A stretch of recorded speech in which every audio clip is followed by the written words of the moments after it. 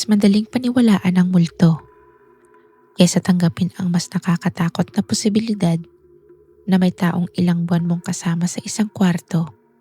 Pero ayon sa lahat ng tao sa paligid mo, ikaw lang ang nakakita sa kanya. Ako si Dimple. Hindi ako madaling matakot. Lumaki akong sanay sa katahimikan. Sanay sa mga bahay na parang may sariling hininga kapag gabi na. Sanay sa mga lugar na may tunog kahit walang gumagalaw. Kaya nang lumipat ako sa isang lumang paupahang bahay sa gilid ng isang makiting na iskinita, wala akong naramdamang kakaiba. Mura ang renta. Yun lang ang mahalaga sa akin noon. 2 palapag ang gusali. Kupas na ang mga pintura at may mga bitak na semento sa gilid ng hagdan. Kapag umaakyat ka, may tunog ang bawat hakbang.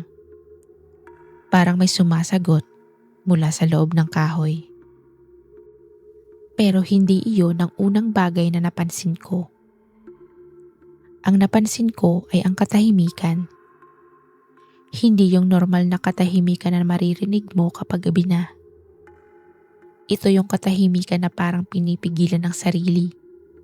Parang may hinihintay. Ang landlady ay isang payat na babae na bihirang ngumiti.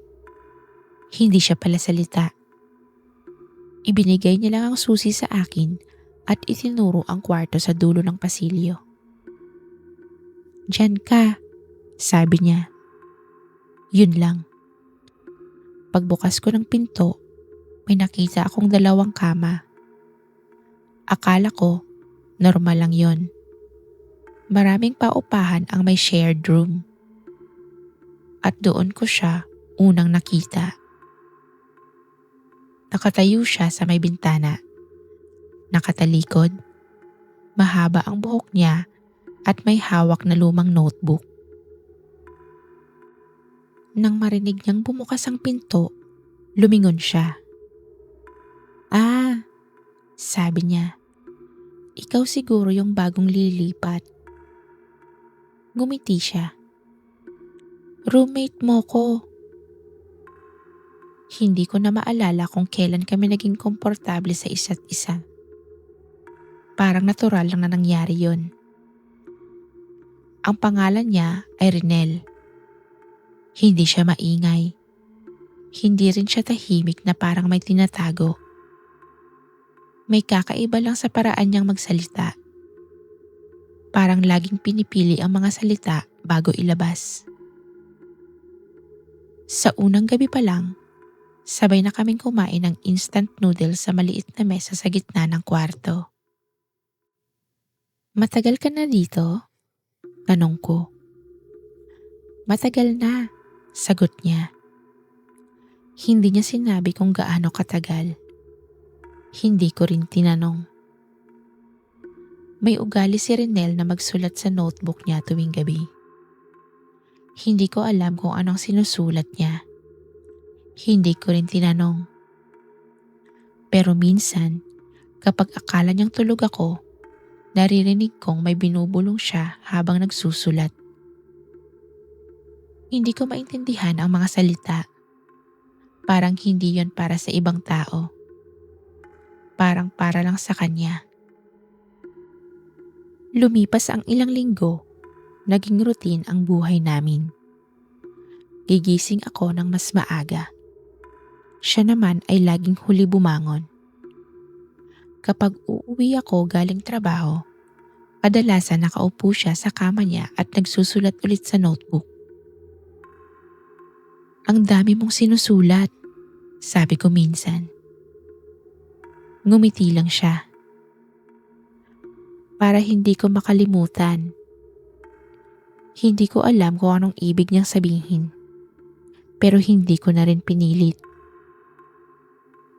Isang gabi, bigla akong nagising, hindi dahil sa ingay, kundi dahil sa pakiramdam na may nakatingin sa akin.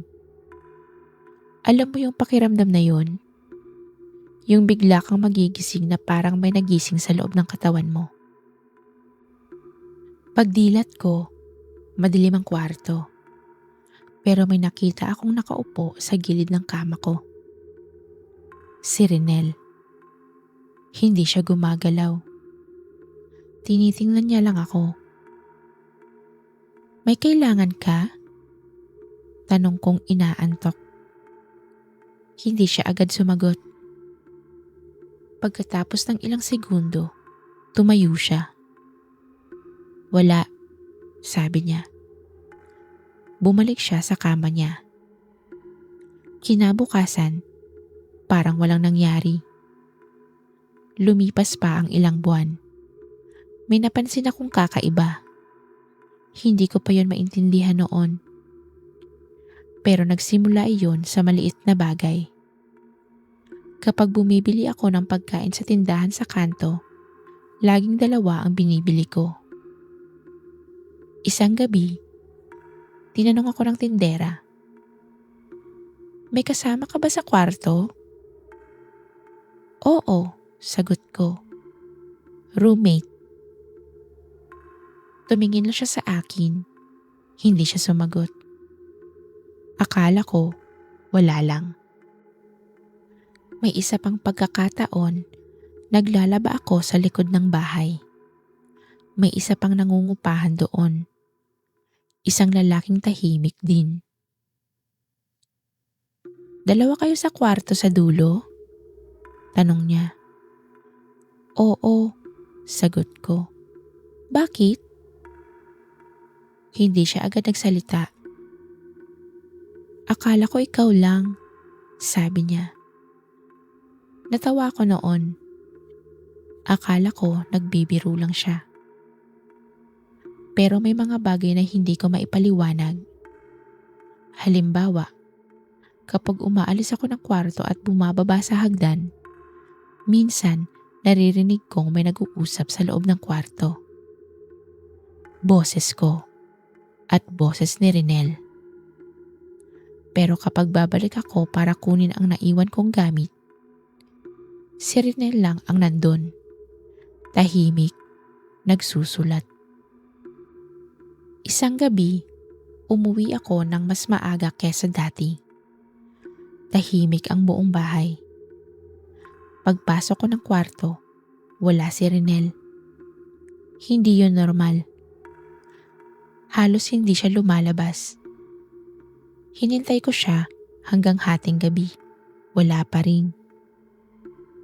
Kinabukasan, wala pa rin siya.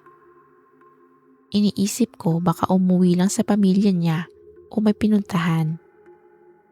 Pero lumipas ang 3 araw, hindi siya bumalik. Doon na ako nagsimulang kabahan. Bumaba ako sa ibaba at kinatok ang pinto ng landlady. Binuksan niya ang pinto pagkatapos ng ilang sandali. "Ano yon?" tanong niya. Tanong ko lang po sana. Yung roommate ko po kasi hindi pa umuuwi." Hindi nagbago ang mukha niya. "Roommate?" "Opo." Tahimik lang siya ng ilang segundo. Tinitigan niya ako. Pagkatapos ay sinabi niya ang isang bagay na hanggang ngayon ay hindi ko pa rin kayang kalimutan. "Mag-isa ka lang sa kwarto." Akala ko nagkamali lang siya. "Hindi po," sabi ko. "May kasama po ako doon, si Rinel." Umiling siya. "Wala. Matagal ka nang mag-isa." Parang may malamig na tubig na ibinuhos sa ulo ko. "Hindi po pwede. Kasama ko siya araw-araw." Hindi siya sumagot. Sa halip, tumalikod siya at may kinuha sa drawer. Isang lumang folder. Inabot niya sa akin. Mga record ng nangungupahan. Binuksan ko. Isa lang ang pangalan sa kwarto ko. Dimple. Hindi ako naniwala. Bumalik ako sa kwarto, 2 kama pa rin, 2 unan, 2 kumot. Pero nang tingnan ko ang kama ni Renel, may kakaiba. Malinis, parang matagal nang walang gumagamit. Binuksan ko ang cabinet niya. Walang laman, walang damit, walang gamit, walang notebook. Bigla kong naalala ang isang bagay. Ang notebook. Lagi niyang hawak yon. Pero ngayon, wala. Naupo ako sa kama ko. Pinilit kong inaalala ang mga araw na kasama ko siya. Mga usapan namin, mga pagkain na sabay naming kinain, mga gabing nag-uusap kami hanggang madaling araw. Pero habang pilit kong inaalala, parang may mga bahagi na nawawala. Parang may mga eksena na kulang. Lumipas ang ilang araw, hindi ako makatulog. Hindi ko maintindihan kung ano ang nangyayari. Hanggang isang gabi, habang naghahanap ako ng charger sa ilalim ng kama, may nahawakan akong papel. Isang pahina. Galing sa notebook. Hindi ko alam kung paano napunta doon. Pero sigurado akong sulat iyon ni Renel. Isang pangungusap lang ang nakasulat. Kapag naalala mo na, mawawala na ako. At doon ko naalala. Isang gabi, maraming buwan nang nakalipas, umuulan. Malakas. Halos walang tao sa labas. May kumatok sa pinto ng kwarto ko. Pagbukas ko, may babaeng basang-basa sa ulan.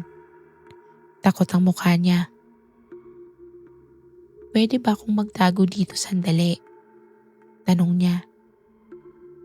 Pinapasok ko siya. Si Renel yun, pero hindi siya roommate. Hindi siya nangungupahan. May humahabol sa kanya. Hindi ko alam kung sino. Hindi ko alam kung bakit. Pero natatakot siya. "Pakiusap," sabi niya. "Sabihin mo kung may magtanong na roommate mo ko." At ginawa ko. Pero hindi ko alam na kinabukasan, may balitang may babaeng natagpo ang patay sa iskinita malapit sa paupahan. At ang mas masahol pa, ang mukha ng babaeng iyon ay si Renel.